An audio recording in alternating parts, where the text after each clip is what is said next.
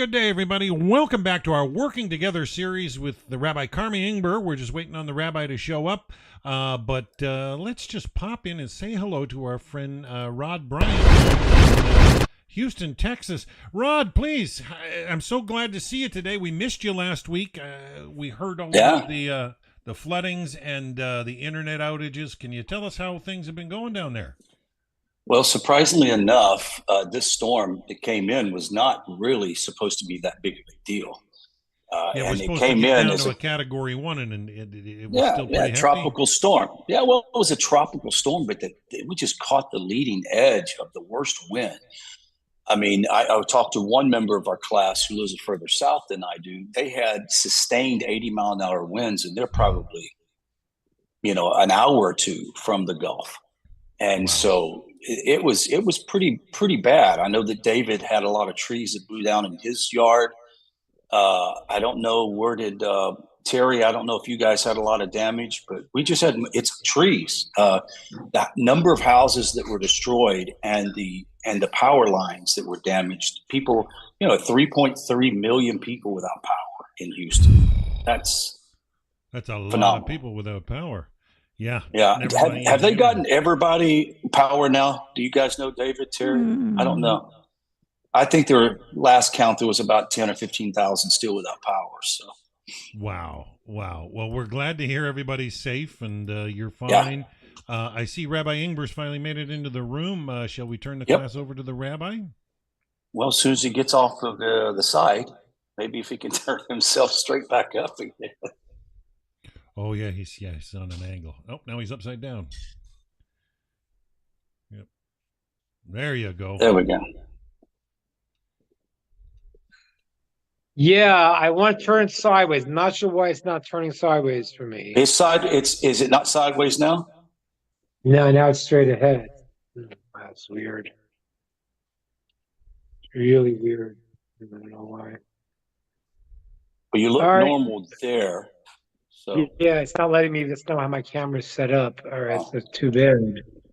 Don't know why it's doing that's this. Proper. Now you're sitting proper. Yeah, it's just not. I have to hold my camera now. It's not. That's not good. Yeah. Okay, give me 1 second. Anyone have any ideas how to figure this out? Why this is doing this to me? I'm not sure the mechanism. Yeah, that you have. I mean, I got clamps, and I make sure everything's clamped down before I. No, it's not. It's not that. My phone is not turning it the right way. Yeah, your camera. You're talking about it's landscape or straight up, correct? It's not turning. Yeah, when it turns, it's supposed to be upside down. Yeah, right, I don't. Rabbi, sometimes when that happens to me, I will either restart the phone or log out and cancel all open apps and then rejoin the thing. All right. Well, that's going to kind of be long, so I'm just going to set it up makeshift, and we're going to do it this way. All right. Tell me how this looks in a second. I'm just going to set this up like this, lean this against some stuff. Okay. 1 more second. That's weird. Like that. Okay.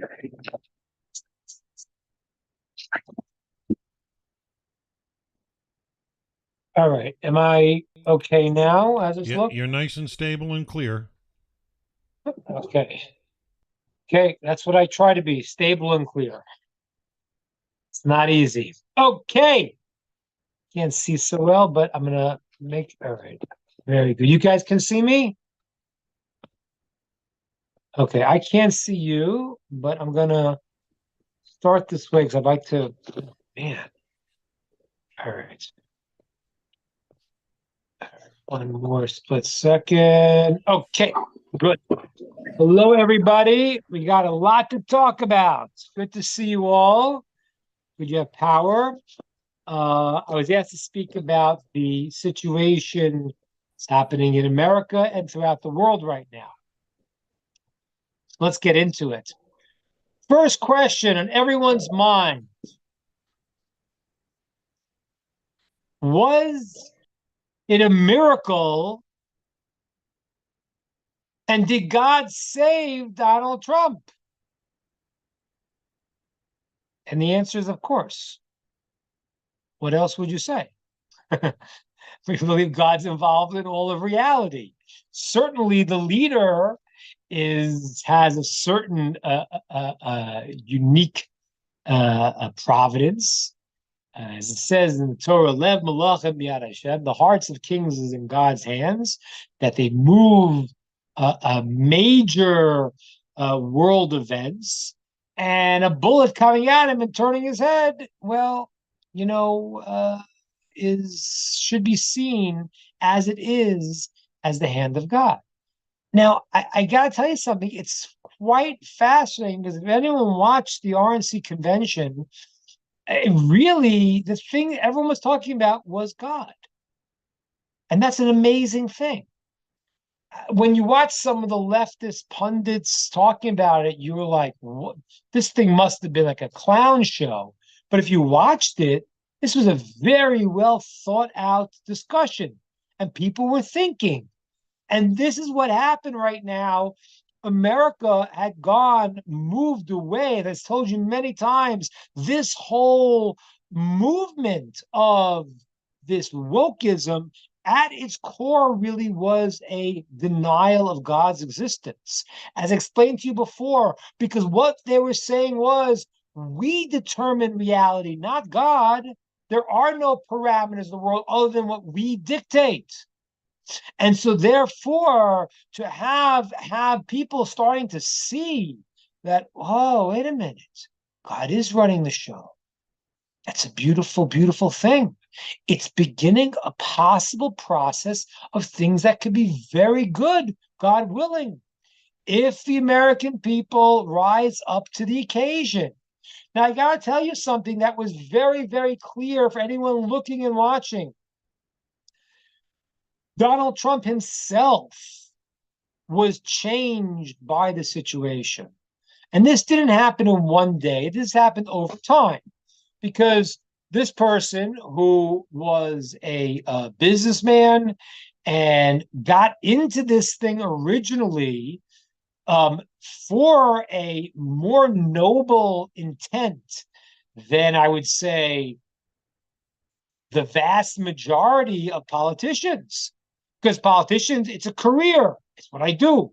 I don't necessarily build things, but I will make a living. I will become wealthy. I become powerful through this role. The man was more powerful and more wealthy before he got into this. Not powerful in the sense that he became the king, the president, but in the sense that what was happening was that he was beloved.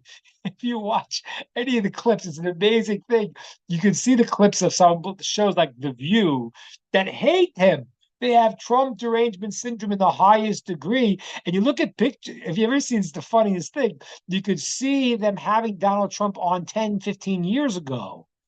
And they want to put their fingers to his hair, and they love him, this and that. And as soon as as he's running for president, they demonized him. So what happened was that this guy, in the beginning, to whatever degree, I can't read his heart, had a certain level of dedication to his cause. But there is no question now that the man is on a mission. And that is what you need from your leader. The leader of the people has to be, it says that the leader is the Lev Am, the king, the Melech, the leader. I call him king, but I know it's obviously that term is very abrasive to America. We force to get away from royalty, but it means the leader. And hopefully a proper leader has to lead the people, not follow. As I've said to you before, the Talmud says in the end of days, the leaders will be like dogs. Why would they be like dogs? And I explain to you, because when you're walking your dog runs ahead and barks. You turn the corner, what does your dog do? When it realizes that you turn the corner, it also turns the corner because it's following its master. But what does the dog do? It runs in front and it keeps on barking, as if to say, I'm leading the show. Right? Ronald, I see your dog in the picture there. Looks like a nice dog. Hopefully it doesn't do that. But most dogs do that. They run in front. And then he keeps turning around to make sure the master is still leading, but the master's in the back. So one explanation is the leaders will be like dogs because they'll keep turning around to see what the people want, right? If you look at all of the policies espoused by the present administration, they were all against everything they're for just 6 years ago. But the people had a different wokeism, and they just point me where I have to bark, and I'll start screaming. I'll start barking. The leader is somebody who has to say, there is a goal, and I could stand up and I can stand up against the whole system. There's no one that has proven themselves that worthy as President Trump from what he just did right now. There's nobody. Right now, the president of America is Donald Trump. Now, if he will win or not, I think that, as you probably heard the news, President Biden just did pull out. And I don't think it's only because of the debate. I think that the final straw was the failed assassination attempt. Because what happened was there is a fervor now as if we're going to something positive in America. And there's a unity in the Republican Party that now everyone's really nervous because you can't keep trashing the guy when you try to steal his money, when you try to throw him in jail, when you try to destroy his family, and then you try to kill him, and he picks up his fist and says, "Don't give up, everybody." And he's thinking about everyone else in the audience. They shouldn't get trampled. So there's a reassessment of who this person is. And that is rightfully so from those that want to contend against President Trump, because he has now proven himself to be in a completely different category than most politicians. That's take one. I want you to understand. So that's good news. Now, how does that fit into the global picture of the world? Well, this is something that we cannot say for sure. But I've said this to you many times. We're hopeful and we pray that America and the American people and all the nations of the world will come to proper understanding. When you look in the story in the Torah, when Yitzchak, Isaac, is going to bless Jacob and Esav, he wants to give the blessings to Esav, his eldest. And everyone wonders why. Esav was not a good guy. Yaakov was the noble one. Yaakov was the righteous one. And even if you say that Yitzchak didn't fully understand, he was a prophet. He wasn't that in the dark. He knew that Esav was not as righteous as Yaakov. I could prove it to you from the text, but I'm not going to do that now. You have to take my word for it. Another time I will if you'd like. But he knew basically who Esav was. He didn't know how bad he was. That is true. And the sages tell us that was concealed from him for various reasons. But he did know that Yaakov was the righteous, the more righteous, the holy one. And Esav had issues. He knew it. It says he was blind because his wives were offering incense to their gods, and he became blind from the smoke. So he knew what was going on. So why do you want to give the blessing to Esav, to his other son? And the answer is, the sages tell us, is because he knew that Yaakov was going to be the holy Jewish people, and he wanted Esav to be attached, to have a connection to Yaakov. He wanted Esav, who becomes Rome, to be the really holy Roman Empire. He wanted Rome to be connected to Jacob and to be a righteous nation, as opposed to what Rome was, which were barbarians, essentially. Well, barbarians, but they threw people to the lions. And I mentioned to you many times, the greatest level of conversion was during the Roman Empire, because people saw the stark contrast between the Jewish people, who helped the downtrodden and cared about every individual sanctity of life, and between Rome, which was slaves and masters and murder. So, but the Yitzchak, Isaac, wanted to keep his son Esav as part of the system. And therefore he wanted to give him the physical blessings of the world, that he could take care of the physical world and let Yaakov sit and learn Torah and make a partnership between the two. But Esav was not willing to do that. And that is why Rivka said, no, Yaakov, you have to go get the blessings, because I have been told prophetically that Esav does not want a part of this mission. And that became then the split between the Jewish people, and Esav, who becomes Rome. Now, so you're going to say to me, so what does that mean for Rome? Well, the Roman Empire, when we talk about the various kingdoms that existed in the book of Daniel, you notice that there are 4 kingdoms that took over from the kingdom of Israel, meaning that there was the great David, Shlomo, and then when the Jewish people had the temple, they were in the center of the world.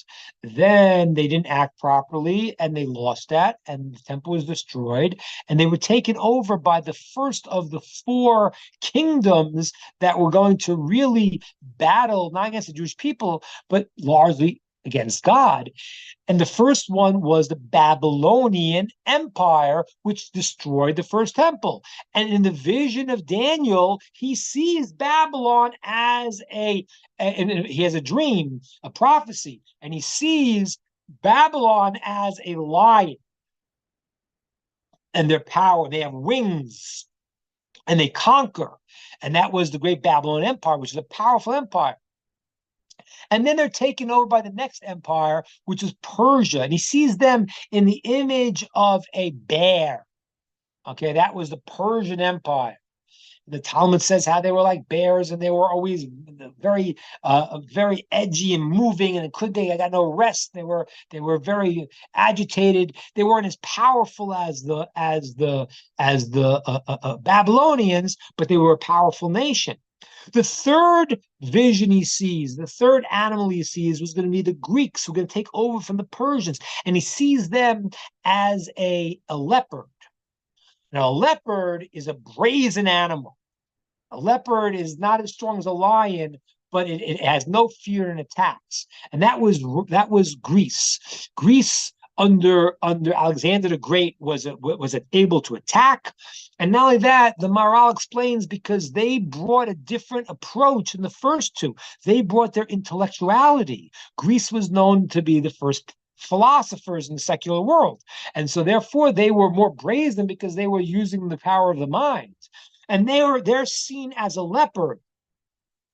Now this leopard had had wings, 4 wings also, because it spread to the 4 corners of the earth, and had 4 heads. And that represented that when Alexander the Great would die, the Greek monarchy, the Greek kingdom, would divide into 4. That's what happened. He died, and then they divided it to the Seleucids and the Ptolemaic, the different generals that took over the Greek Empire. And the final vision in Daniel's prophecy is the 4th animal. And this, he says, was different than all the others. It was frightening. It was like a monster. It was this. They had these iron teeth and copper claws, and it would chew and destroy, and whatever it couldn't chew and swallow, it trampled. And that represents the powerful a Roman Empire, which swallowed and absorbed the whole world, and what it couldn't, it trampled from a distance. That is called the Roman exile, which is happening to this day. In the end of Daniel's vision, what happens? What happens is then he sees an image of a man coming down from the sky. And that is the return of the Mashiach, that takes away when the other animals die and they're removed. And he sees in the vision that God removes them. Then he sees the likeness of a man coming, and that will be the final redemption of the Mashiach. Now, so the Roman Empire has been a very long empire. Now you'll say to me, well, where's Rome today? I don't see Rome. Rome, I mean, I mean, Italy is an interesting place. I guess they're part of the EU, but where do you see Rome as this powerful empire? So in the vision of Daniel, what happens is he sees that it has 10 horns. It's 10 horns. And those refer to that they will break up into many power zones of Rome. Okay. What they are exactly is a point of great debate. In the vision of Daniel, then one horn comes out and displaces 3 horns. Different discussions of what that is. Some people understand that that's to be the Arab nation that comes and spreads out and dislodges some of Rome. However that is, but there are these different power zones of Rome. And now America and the Western world is part of Rome, is still part of Rome. And so therefore, we have, even though we don't see the Roman Empire as specifically, located in one place anymore, but it has tentacles, it has horns, it has areas that are the Western civilization that came out of Rome and is considered the expansion and still the power of Rome. Now, what is the destiny of Rome? Well, I told you that Esau did not want to be part and parcel of the vision of the process of the bringing of the Mashiach and the Jewish people. He didn't want to be part of that. But there's another way that Esav is referred to, that the Rome is referred to, Esav is referred to in various other texts, not in the book of Daniel, other texts. He's also referred to as we don't like saying the word, even though it's a normal word in English, but it's not the nicest word. I'll call it bacon. The animal that is bacon, the pig. Now, why is Rome called the pig? Because this animal, it very often has a part of it that is very external, because it presents itself as righteous, but it's not always. There's a certain hypocrisy. So there's 2 signs of a kosher animal. One is it chews its cud, which is the inside, and one, it has split hooves. The pig is the only animal that has a split hoof, but does not chew its cud. So externally, it shows it being very righteous. That was Rome. Rome was like, oh, we're this, we're that, but they were very savage-like inside.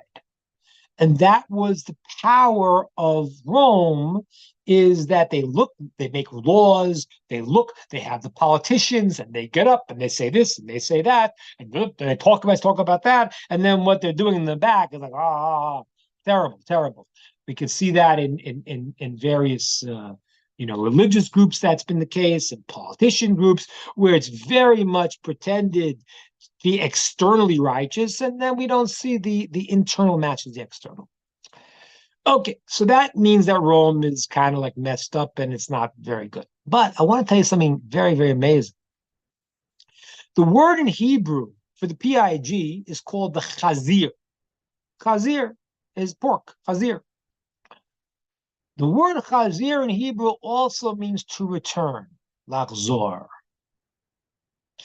And that's talking about the potentiality of Rome and Esav, and even the things that are outcast in the world to come back, to return. And we don't know which horns of the vision of Daniel are what, but there's no guarantee that any human being is going to fall into any negative thing when he has free will to choose what he wants to be. Even the chazir, the pig, the animal that represents the hypocrisy, also has an element at the end of time where it can wake up and it can return and it can come back to the positive. And that is, I believe, a hopeful message. What may be happening right now, there may be a sense in the world that this thing has gotten out of hand. We've seen the past 3.5 years insanity, little 4 years, even more insanity, where we see the system is lying constantly. Right now, if they pulled out President Biden because they said he was cognitively disabled, but I've been telling you that that's obvious the past 3 years. Anyone could have seen it. So what happens? Oh, the emperor's not wearing any clothes. Yeah, you found that, but everything else we told you is true. No, everything you told us is not true. The battle against God, which was this wokeism custom society, this idea that we are gods, we're going to determine our own reality, that has created havoc in the American society. America needs to start coming back to something that is positive and to be in the process of helping the rest of the world. Now, it's very, very important here how this plays out, because the Jewish people, they can do tshuva and it's up to them. It's not, I do not believe in any way, shape, or form that although Donald Trump, I think, is worthy to be president of America, and I'll explain to you a little bit more why in a few moments. I think he is for what America needs and wants. He understands the problem and he's straight about it. And I'll even talk about the complaints that people have about him. I don't think that those are correct. I'll explain to you why. But he's not my savior. He's the king of Rome, not the king of Israel. And therefore, the Jews need to get ourselves together, because there's always the idea of the internal and external. And the nations of the world represent the external, and the Jews represent the internal. If the Jews do it, they do it. But God moves the world through historical systems. And so I do believe that this process will, God willing, if people get it together and go and put upon themselves a somewhat, can't say how righteous, but a somewhat righteous person, a person who does believe in law, who does believe in, there's an idea of God. I haven't given him a test on what his belief is, but he believes the idea of God, and he believes that there are boundaries and there are systems, and I do believe he wants to help every American, and thereby it'll help other people. I believe that process will start a chain reaction in the world. There is no question. It's fairly obvious, and things may change very, very quickly. If you saw the news of claiming that Iran might get a bomb within a few weeks, chas v'shalom, God forbid, if that's the case, then things might rev up much, much faster. But if you look at the reality, like I said to you before, no one's been calling for a ceasefire for Ukraine and Russia. And the president administration has been calling for a ceasefire for Jews to stop taking out terrorists and trying to kill them. You have to see that this world is upside down. Russia and Ukraine are going to settle with a ceasefire at some point. All you're doing is killing more people as you delay this. Ukraine's not going to win. It's not happening. Unless you want World War III. It's not happening. So you have to have a negotiated stuff, but they're not. They're killing people for no reason. But when you go and you have terrorists that are killing Jews and saying they want to kill all of them, and those are the ones you're trying to force a ceasefire. So we have a system that has no logic and does not follow any rules that represent morality in any way. Right now, God willing, there's going to be a movement towards that. And I think that if people start to see this and start to wake up to this, God willing, we're going to see a general movement of the world in a positive way. And when that happens, that's going to have an influence on other factors. And as the Jewish people are working internally in their system already, that's going to bring about massive changes. I got to tell you something. It's very fascinating. Someone asked about talking about this week's Torah portion. So I'm not going to have time to get into now. It's a very, I'll be giving a class on it for some people. No, it's tomorrow. When are we doing the class on? Yeah, so we'll be giving a class on this week's parsha, and those who want to get the recordings, I'll be able to send it out. But it's a very fascinating things that are happening in this week's Torah portion. But what's relevant to us is that at this point is that when we look at what exactly is transpiring and how the Jewish people have to get their act together and have to move in this week's Torah portion, who Bilam was seeing when Bilam wanted to curse the Jews, he couldn't see the Jews of high stature. He saw only the lowest ones. And that's a fascinating thing, because the Jews here, the holy Jews that learned, they're doing their thing. They are already bringing about the redemption. The Jews that we see, unfortunately, who are sucked in and somehow confused into this left-wing ideology, those are the ones that are going to have to wake up. And I'm hopeful that they will. I'm hopeful they will. God willing, they will. But when the tides of the world start to change, that will create for those people hopefully an impetus to also move forward. Similarly to when we had a king called Koresh. Koresh was a Persian king, but he was considered righteous because he did support the Jews in their process of returning to the land of Israel.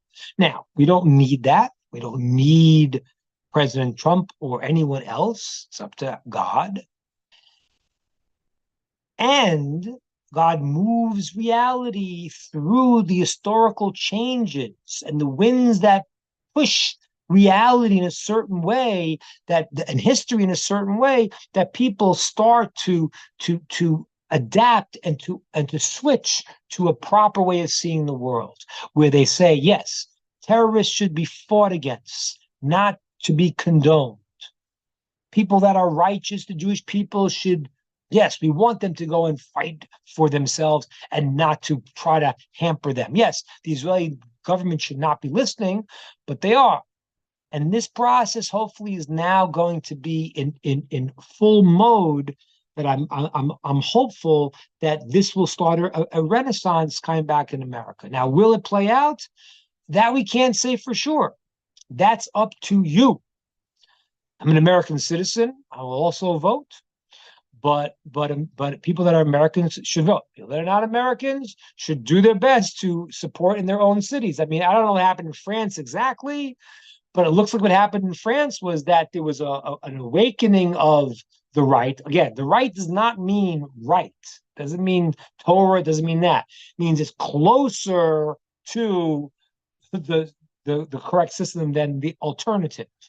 But the right, if it's Republican or whatever thing, it's not Torah. It's not correct, but it's closer to the system. And in France, it started to go in that direction. People getting tired of this, bizarre way to see the world. And then there was a flip where they all united just to keep away the proper way of seeing the world.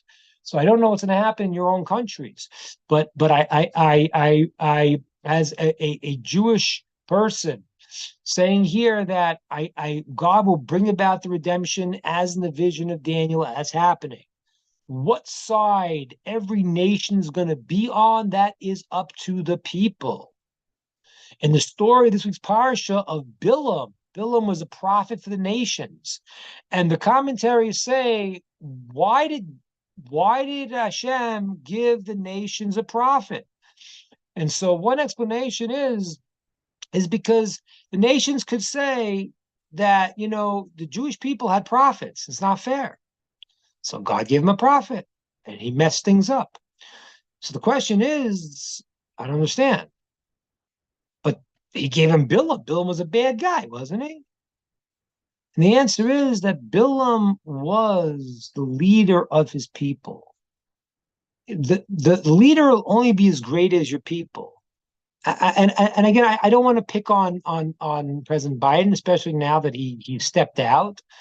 But it is very relevant that a person that was senile was running the country for a number of years because the people really didn't have any mind.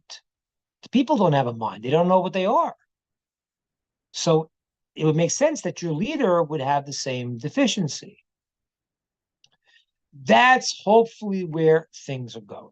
Now, I'd like to say one more thing, because unfortunately, and it's a shame. It's a shame.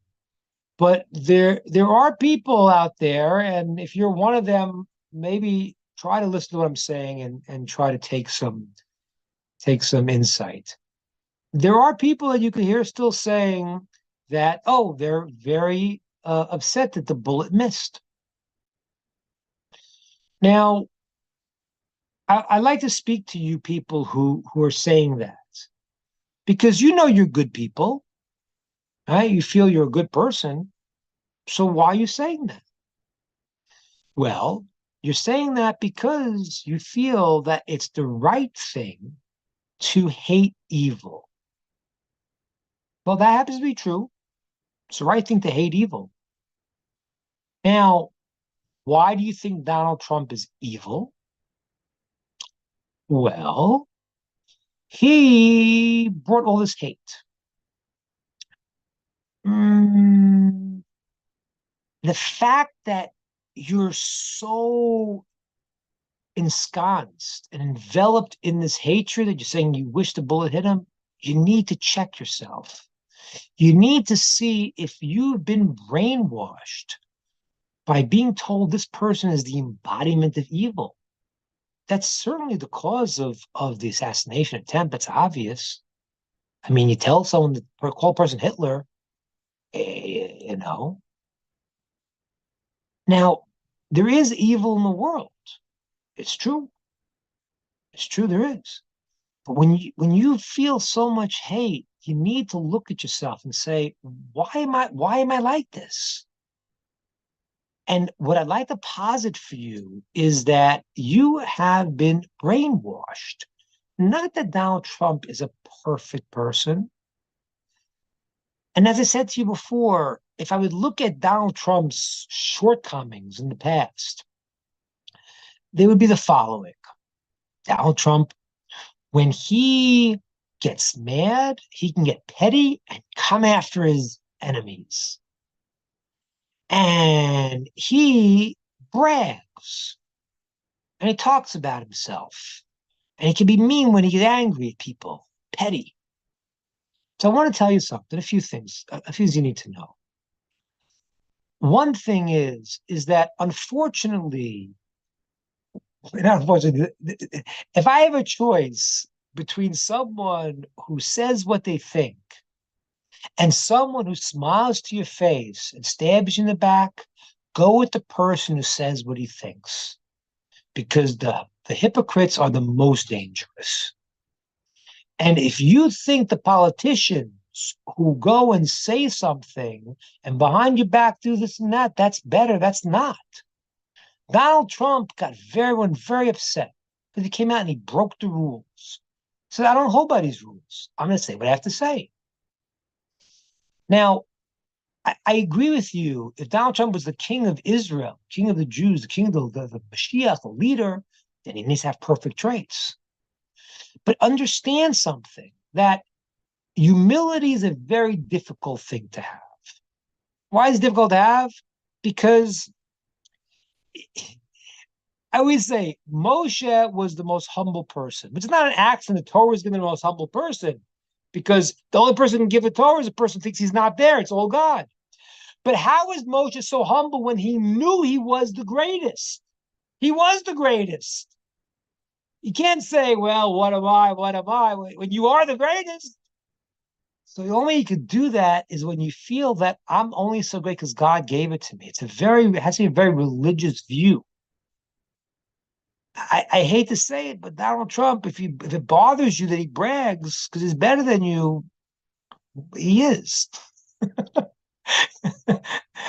he was he was a good-looking, strong, successful, amazing. He was, as President Obama wrote, he was the American dream. So yes, and that trait, to be that trait, to be, you can't be the king of Israel, but you can be the king of Rome because he was above people in a certain sense. He wasn't humble enough. Okay, I agree. But don't believe the guy who's pretending he's humble, he says the words, is thinking that. Now, I would add that I do believe that the humility has been locked in from what he's experienced now. And the reason why is the second trait that I said that bothered people very much, that he came out fighting. When he was first in the debate, he attacked people for their looks and this and that. That was a scrappy guy who needed to get your attention. 17 people there running for president. He was a joke in the beginning. They didn't think and he got all the attention. He knew what he was doing by doing it. But you have to understand something. Again, we want the good traits. But at this point, that scrappiness, that pettiness is actually, he's using it for his people. He's using it to fight your enemies. So even though I agree there are some personality challenges, I do not believe that he was less kind than the other people who speak a good game. I mean, there are stories of kindnesses that Donald Trump did that I know about. I know two stories, because they're Jewish stories, of things he did way before he was the president. Two stories that I know. My friend wrote them in a book. My friend David Kaplan wrote them in a book years ago, where one time it was the 80s, his limo was on the side of the road, and this guy pulled, and the guy didn't know. The guy saw his limo stuck on the side of the road. He pulled over and asked if he could help. And the guy came on, the driver said, yeah, if you can go and call and whatever, and phone, I know what happened. But the guy in the back pulls down the window, and it's Donald Trump. And he says to the guy, thank you for stopping. It's a true story. And he says to him, you really appreciate it. It's very nice of you. What can I do for you? And the guy says, I want to do something for you. I really appreciate it. He says, I'm going to send my wife flowers. Takes his address, fine. It's a true story. He sends the guy's wife flowers, big giant bouquet of flowers, and in the bouquet of flowers there is a note, and it says, "Your husband's a wonderful person, and by the way, I paid your mortgage off." Story one. Story two. This is years before he ran for president. Story two, another Jewish story. It was a kid who was on some type of medical device. He had to fly in a plane to get a surgery. He was a kid, and the airlines got scared. They wouldn't take him on. Insurance liability, they wouldn't take him on, and the parents were freaking out because the kid needs to get to the surgery, and he was on some type of special life support system that he was on, of some system of life support, but something that was keeping him together. And there was a whole tumult there. And what happened was, all of a sudden, someone got the message and they heard, and Donald Trump heard about it, and he flew this kid on his private jet to his surgery. Those two stories I heard about before he ran for president. And one that I heard about recently, a while ago, where a woman was squatting. She was a drug addict, squatting in one of his places. And they found this woman, they interviewed her, and she said that he didn't kick her out. Now he sends her food to this day. Sends her 3 meals. This woman is like, this is a drug addict woman. She said, and there's an interview, you got to find this online. She's like, you can see she's been through a lot. She's like, people say he's a bad man. He saved my life and he let me. And he said, now I don't hear those stories about Hillary Clinton. I just never did. I didn't. So here you have a guy who maybe has some challenges, maybe has some personality, and maybe just says what he thinks, but he's not less than the other guy. Believe me, he's not. And the personality flaws that he's had have gone through a process now where I believe he could actually use this for good.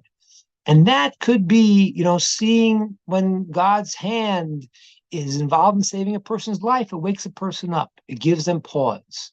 And when you get hit in the ear, you'll learn a lesson. There's a law that if a person blinds someone, they got to pay the value of the eye. But if they go and they make them deaf, they got to pay for the whole person. Because the ear has the ability to receive. A person could grow when they hear the right things. They could go beyond themselves. And when they take away that ability to receive, the ear is always open. The eye is closed automatically. The ear is always open to receive.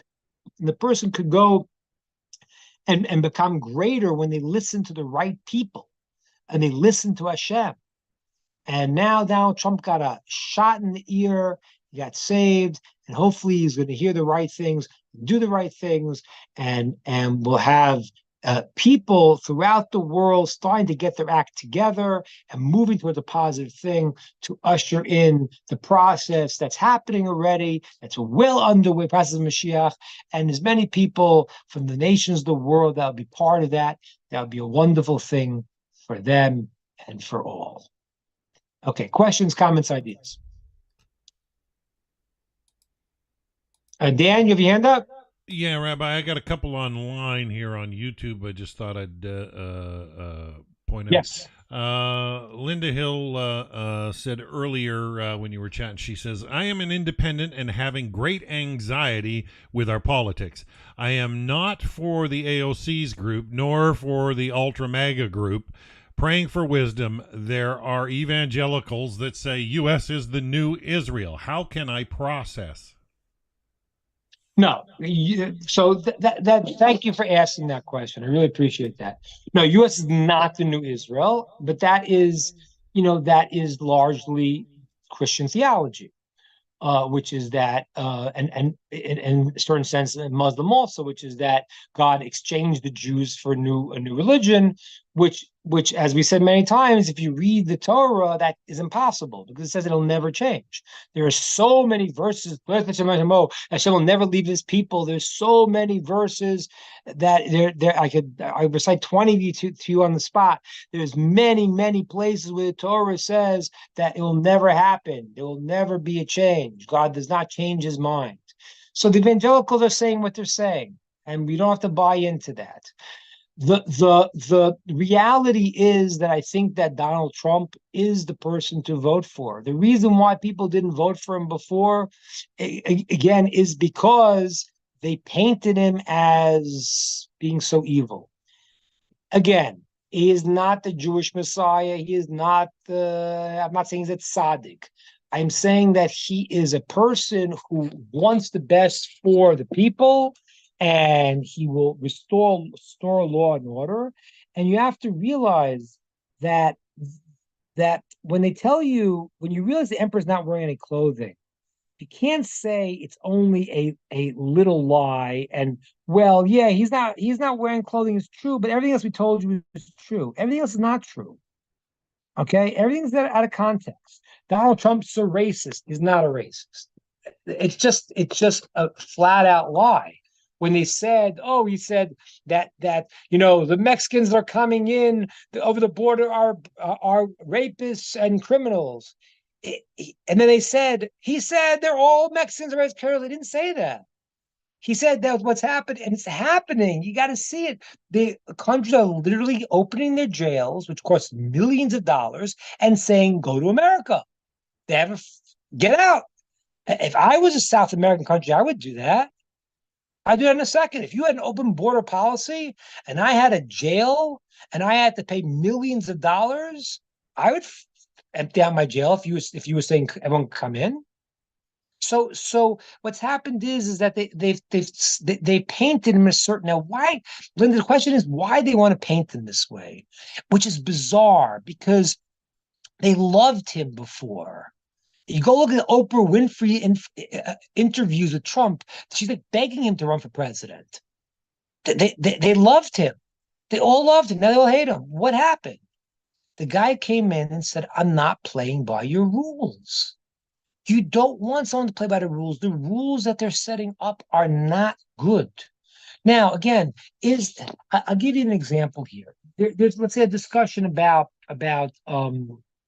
abortion. Now, I'm not getting there from a religious perspective. Religious perspective, yeah, it's murder. Now, when, what, how? I'm not going to get into the details of it. But Trump is coming at this as a person who is bringing a balance into the country by saying it becomes a state's decision. Now, is that the right thing religiously? I'm not saying it necessarily, but it is. I'm not saying that. But the fact that you move it now into a state decision, that means that if you want to be a righteous person, you don't want to be in a state that does that, move to a different state. To move to a different country is very hard. The country is divided. He's not looking to divide the country. He's a businessman. He always looks to make a deal. And that's good. That's good. He will on day one end the Ukraine war. The Ukraine war is a travesty in so many ways. So many ways. You could talk about the Ukrainians have been killed, 500,000 Ukrainians have been killed for no reason. Nothing's going to change. The amount of money that America has sent, which is your money, which is ending up in BlackRock, and all the players are taking the money right now. This is a scam. This is a serious scam. That Robert F. Kennedy, he has some discussion. He discusses about it. It's true. It's a scam. Because what happens is that they already own now part of the agriculture of Ukraine. They're going to come rebuild it. They're going to make the money. The weapons dealers make the money. The arms situations in America, the manufacturers. So this is a scam. He's going to end it in day one. He's not in the system. The reason why they had to come after him is because he's not in the system. Is he perfect? He's not perfect. Is he, why do they hate him so much? Because he breaks the system. He doesn't need their money. He doesn't need it. He took $1 as to be the president because he had to. He didn't do it for the money. So he's the only guy who hasn't gotten rich from the thing. Now, I think RFK is also, as far as people go, he's not, he also has, I think, good intention. I just don't think that he has the ability that I think Trump has, which is to go toe to toe with the bad players of the world. Trump will go toe to toe with the bad players in the world who are running wild right now. So the answer to your question is that you don't need to look at him. As I said before, he's not the Mashiach, and America is not Israel. He is the leader of America, and he's very dedicated to bring back what the American founding fathers set up, which was a good system for a secular country. Not the greatest system, but for a secular country, it was the best system that there ever was. Freedom of religion, freedom. And I always said it's freedom not to get, all your luxuries. It's freedom to live a meaningful life, which means I can't have the government dictating to me what I could do, where I can go, how I can't have that. I can't have a cancel culture, which tells me how I have to think. And I think that to understand that, I feel that he will be the best person for America right now. And I think that even the lack of personality traits, which I don't think were as great as the media made him by any stretch of imagination, I think they've also been, if you look at the way his demeanor is much more controlled, much more thoughtful. He's been through a lot. Going through a lot changes a person. Okay. Any other questions, Dan? More questions? I wonder if I answered Linda's question sufficiently. Did she want to add anything to that? Linda, yeah. Did that answer your question? There's about a 30-second delay, Rabbi, between the bounce back. But my next question is from Lara.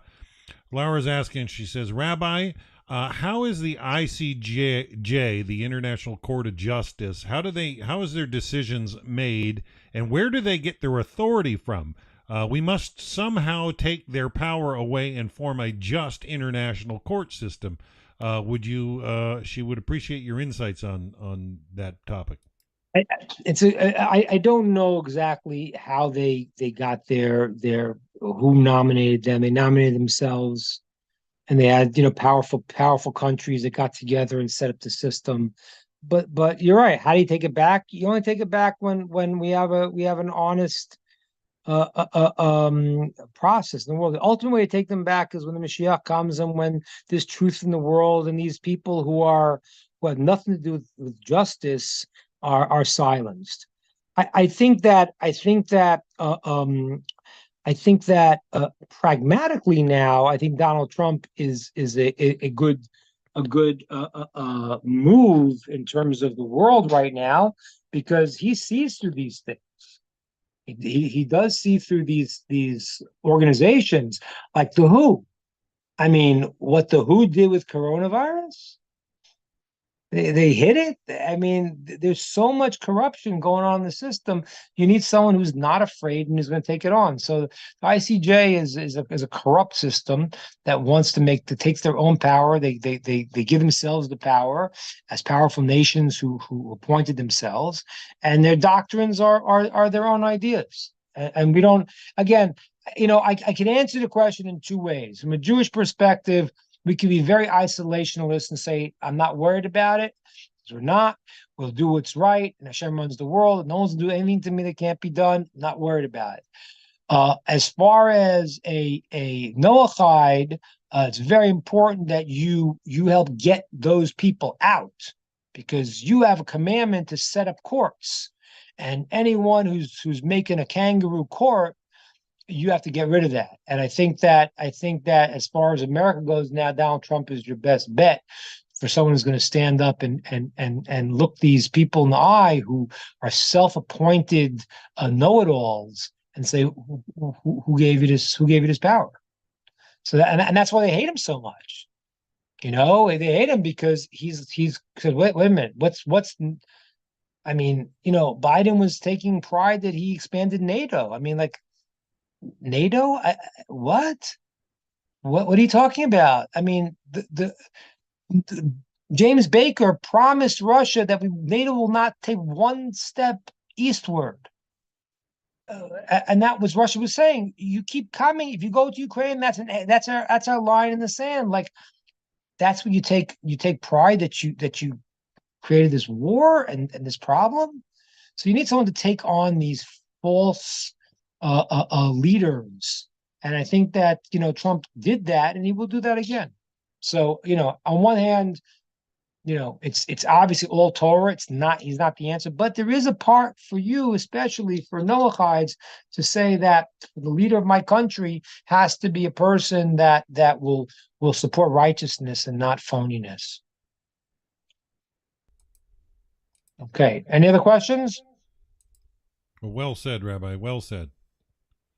Okay, good, everyone. Thank you so much. And thank you, Rabbi. We'll be on for next week, too. See you next week. Shalom, David, Ronald, Terry, Dan, Kura. You guys take care. All right, see Rod. you guys later. Take care. Good to see you. Okay, take folks, care. I think that'll Shalom, be our shalom. session for today. Have a wonderful, wonderful week, everybody. Bye for now. Thank you. Bye-bye.